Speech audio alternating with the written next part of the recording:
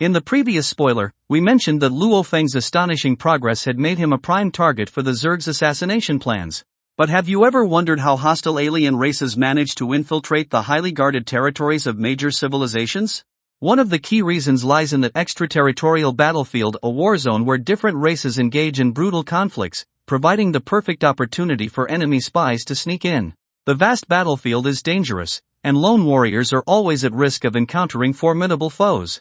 If an unfortunate warrior is captured by a powerful spirit master, they may even be turned into a soul slave. Once enslaved, they lose all autonomy and must obey their master's every command without resistance. These alien spies typically infiltrate human territory in two main ways. The first method involves directly controlling enslaved warriors, using their identities to gather intelligence or carry out assassinations. The second method is more covert, hiding within a world master's internal world or concealing themselves inside world rings, allowing them to slip past security unnoticed. As long as their identity remains hidden, these soul slaves can act just like ordinary humans, making them extremely difficult to detect. Take Marquis Piyu as an example. Had Mo Luo not exposed himself through reckless actions, she could have continued feeding the Zerg crucial intelligence for years. Typically, the highest level of alien spies infiltrating human territory is King Immortal. This is because universe venerable level and higher beings are bound by interstellar agreements that forbid them from appearing on the extraterritorial battlefield. However, if their subordinates or descendants carry a divine token infused with their divine power, the situation changes drastically. With such a token, these venerables can bypass restrictions and descend into human-controlled regions via divine kingdom teleportation. Of course, universe masters and true gods possess large-scale teleportation abilities, making it theoretically possible for them to directly infiltrate enemy territory. However, they never do this. The reason is universal suppression. In the original universe, a universe master is almost impossible to be killed, let alone a true god, who wields an even more terrifying level of power.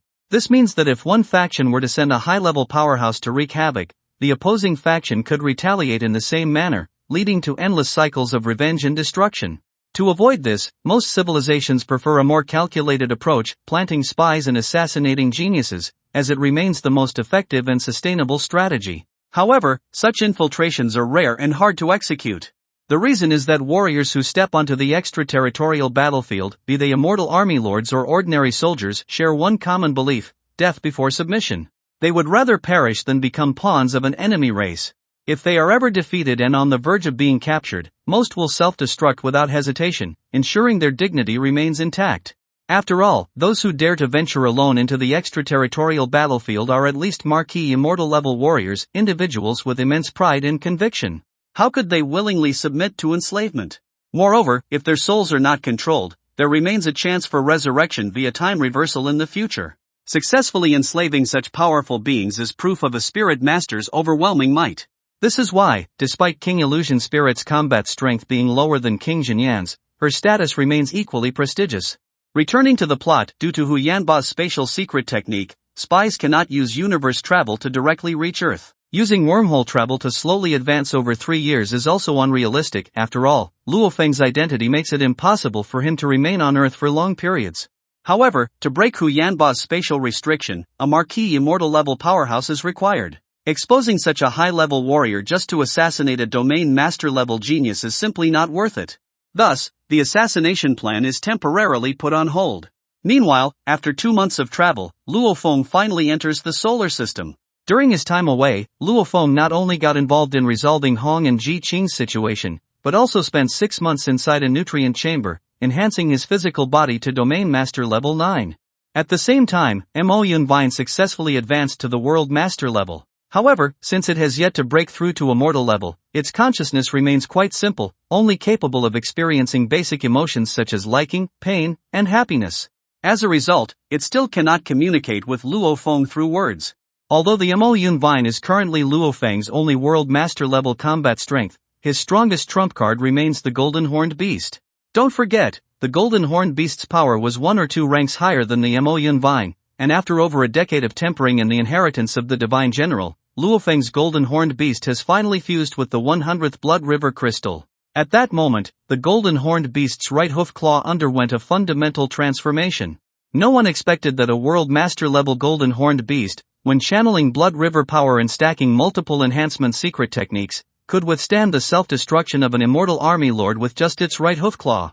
Its destructive capability increased 100-fold, and a single strike could unleash terrifying power. Of course, in a prolonged battle, the Mo Yun Vine would still have an advantage. However, since raising the Mo Yun Vine was no easy task and their bond had deepened over time, Luo Feng would never easily sacrifice it. Even as he grew stronger and more powerful plant-type auxiliary life forms became available, he remained committed to nurturing the Mo Yun Vine, helping it break through to the immortal level. 200 years have passed, and the solar system has undergone drastic changes. The most significant achievement has been the successful terraforming of Mars, making it the second life-bearing planet in the solar system after Earth and the second main residence for Earth's human lineage. At the same time, Earth itself has been completely revitalized. With the Luo family guard force stationed there, the once rampaging beasts of Earth were no longer a threat. In fact, even without the Luo family guard force, Luo Feng's parents and younger brother were now strong enough to protect themselves. Thanks to Luo Feng's support, they had all been forcefully elevated to universe level using various treasures. You might wonder, would this method of rapid growth affect their future breakthrough to the immortal level? For ordinary planetary beings, it might create hidden dangers, but for Earthlings, it was actually beneficial. If they overcame their innate physical limitations, their chances of reaching immortality would significantly increase. This was precisely why Earth would soon become the focal point of major power struggles. Of course, at this stage, Luo Feng's main intention was simply to prevent his parents and younger brother from aging and dying due to limited lifespan. With his status, influence, and wealth, helping them break through to the universe level was effortless. Now, the Luo family alone was enough to suppress all the beasts on Earth with ease. As a result, the ruined lands and territories that had once been occupied by monstrous beasts had all returned to human control, and the inhabitable areas for humans had expanded several times over. In fact, with their current collective strength, Earth's humans could completely exterminate all beasts. However, they deliberately preserved some beast zones as training grounds for warriors, or as historical sites where future generations could remember the suffering of the past. After 2 centuries, Luo Feng returned to Earth once again, walking through familiar places and reminiscing about the past. However, during this visit, he noticed a troubling issue. Some of the Luo family's descendants had become arrogant and reckless, and their subordinates, abusing the Luo family's immense status in the Milky Way, were bullying the weak and acting lawlessly. In the eyes of others, the Luo family's standing in the Milky Way was now comparable to royalty, and even the Black Dragon Mountain Empire's imperial family had to curry favor with them. To ordinary people, the Luo family was a sacred, untouchable existence. Yet, because of this overwhelming influence, some Luo family members and their subordinates had inevitably become corrupt, indulging in excess and tyranny. Luo Feng, who had always hated evil and valued justice, was a man of integrity who would never allow his own descendants to become a menace to society, tarnishing the Luo family's reputation. Fortunately, Su Xian, known for her righteousness and foresight, had already taken precautions against this problem. To prevent Luo family members from abusing their status for personal gain, she had established the family court, a specialized institution within the family that regulated the behavior of Luo family members. With time, the Luo family had grown significantly. In just 2 centuries, their members had exceeded 1,000. This was why ancient families in the universe, with legacies spanning thousands or even tens of thousands of years, resembled massive cosmic fleets, vast in scale. Without strict regulations, the Luo family's presence in the Milky Way could have easily turned into a disaster. Therefore, as the saying goes, without rules, there can be no order. For a large family, having a well-structured legal system was essential. The family court handled internal trials, determining punishments based on the severity of crimes, ensuring fairness and discipline within the Luo family. For example, that arrogant and reckless scion who abused his power to commit evil, though his crimes were not worthy of death, still had to bear an appropriate punishment, such as serving as a minor for a sentence not exceeding 10 years. However, for those guilty of heinous crimes, even if they were members of the Luo family, there would be no leniency, and they would still be sentenced to death. Only with ironclad laws as unshakable as mountains could the family's foundation remain stable, ensuring the Luo family's glory endured for 10,000 years or even longer. After reuniting with his family, Luo Feng discussed the matter of Earth's transformation with his wife and sons. After all, he had been dispatched to the Qianwu Universe country as a supervisory special envoy, a position closely tied to his prolonged stay at the domain master level. Ultimately, aside from completing his tasks, Luo Feng spent most of his time on Earth. From the perspective of the virtual universe company, if it couldn't even ensure the safety of the planets where its most valued geniuses resided, it would be nothing short of a joke. Thus, the company took the initiative to modify these planets, fortifying them against external threats. With the virtual universe company's capabilities, transforming a planet to make its defenses impregnable was no difficult task. Because of this, after weighing the pros and cons, the Zerg spies ultimately chose to abandon their assassination plan. After all, it would take them 3 years to traverse the interstellar distances, and by the time they arrived on Earth, its defense system would have already been fully established, rendering any assassination attempt futile. In fact, prior to this, Su Xian, as the wife of the Lord of the Galaxy, had already invested a vast fortune to improve Earth's overall living environment. However, during the transformation process, she unexpectedly discovered a mysterious relic resembling a metal plate.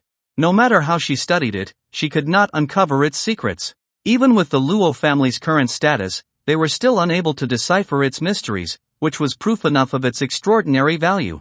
In the end, Su Xian stored it in the Luo family's treasury, awaiting Luo Feng's return for further research. Now that he had returned, Luo Feng was finally able to investigate it personally. However, whether it was the inheritance memories of the golden horned beast, the information accessible to him as a member of the primordial void space, or the vast database of Babata, none could identify the true composition of this metal.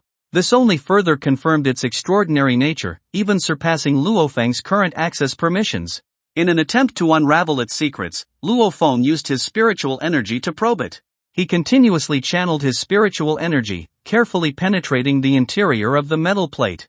Yet, even with his astonishing domain master-level spiritual amplitude, he was unable to reach its deepest layers. Realizing the key issue, the golden horned beast immediately activated its enhancement ability, causing the soul energy within the original nucleus to surge dramatically, making his spiritual energy even more immense and refined. At last, the overwhelming spiritual energy broke through layer after layer of obstructions, successfully penetrating the core of the metal plate. However, what awaited him was an endless illusion. Luo Feng's consciousness became trapped within, forced to shatter illusion after illusion, breaking through over 10,000 illusions before finally obtaining a single precious piece of information.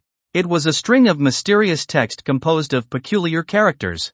As Luo Feng's virtual assistant, Babata's permissions had expanded alongside Luo Feng's growth, allowing her to access vast amounts of cosmic knowledge. With just one glance, she immediately recognized the characters Luo Feng described. They were the script of the Yenshin clan. The Yenshin clan is one of the most powerful races in the universe. Though their numbers are few and their territory is small, no other race has ever dared to provoke them. In fact, the Yenshin clan was the first race nurtured by Zuoshan Ko, while Earthlings were the second. To some extent, the Yenshin clan is still considered a branch of humanity. However, due to certain historical events, the high-ranking members of the Yenshin clan had a severe disagreement with the upper echelons of the human race, ultimately choosing to break away and exist independently in the universe. After discovering that the text originated from the Yenshin clan's culture, learning it became much easier. With Luo Feng's powerful domain master-level consciousness, he mastered the script completely after just one glance. Upon reading the contents, he was shocked to find that the metal plate contained a cultivation manual. However, the manual was incomplete, clearly just a fragment. Even so, the training content for the first stage was fully intact. As you may recall, every time a warrior breaks through a major stage, their life gene level increases, but this opportunity is limited to only 5 times. In the universe, some powerful races are born with life gene levels far exceeding those of humans. For example, the golden horned beast possesses a gene level 10 times higher than that of a human. Thus, while talent is important, the life gene level is one of the key factors in determining strength. The cultivation manual Luo Feng obtained was actually a body refining technique capable of allowing one's life gene level to autonomously advance toward perfect genes. Such an incredible cultivation method had long surpassed the boundaries of universal rules. As a result, it was strictly restricted by the supreme laws of the original universe. Only one person could cultivate it at a time. Furthermore, if the cultivation process went wrong, both the soul and body would instantly collapse, leading to complete demise. Even more terrifying was the fact that if a strong being were to resurrect the cultivator, all memories related to the manual would be completely erased. In other words, only someone with multiple bodies could safely cultivate this technique. This might explain why Zuoshan Ku had originally sent the golden horned beast's egg to Earth. After all, Earthlings had extremely low physical attributes. No matter how advanced their soul realms or how exceptional their cultivation talents, they would ultimately be limited by their life gene level, making it nearly impossible to break past their limits. Because of this, Zhuoshan created this manual and deliberately left the first stage of its cultivation method on Earth. This ensured that even if other powerful beings obtained the metal plates containing the subsequent stages, they would still be unable to cultivate it successfully. Having personally experienced the effects of the Blood River crystal on life genes, Luo Feng deeply understood both the value and the dangers of this manual. If it were to be leaked, he would undoubtedly face catastrophic consequences. Therefore, whether it was King Jinyan or even his future teacher, Primal Chaos City leader, Luo Feng dared not mention a single word about it. The manual explicitly stated that the consequences of a cultivation error were extremely severe, so Luo Feng was exceedingly cautious. He hid his most important original core inside his Masha clan clone, disguising it as a weapon. This way, even Dylan would be unable to detect the Masha clan clone's presence. Moreover, the Masha clan was not a flesh and blood lifeform to begin with, making it fundamentally incapable of cultivating this heaven-defying manual. Despite his caution, Luo Feng still made a mistake after more than 10 days of training, causing his entire body to disintegrate into dust and perish on the spot. However, the vast metallic energy within his internal world instantly gave birth to a new human body, allowing him to revive in an almost undamaged state. The cost of failure, for Luo Feng, was negligible. Since the human body had failed, Luo Feng decisively shifted his focus to the golden-horned beast. But would it succeed? And if it failed, what price would Luo Feng have to pay?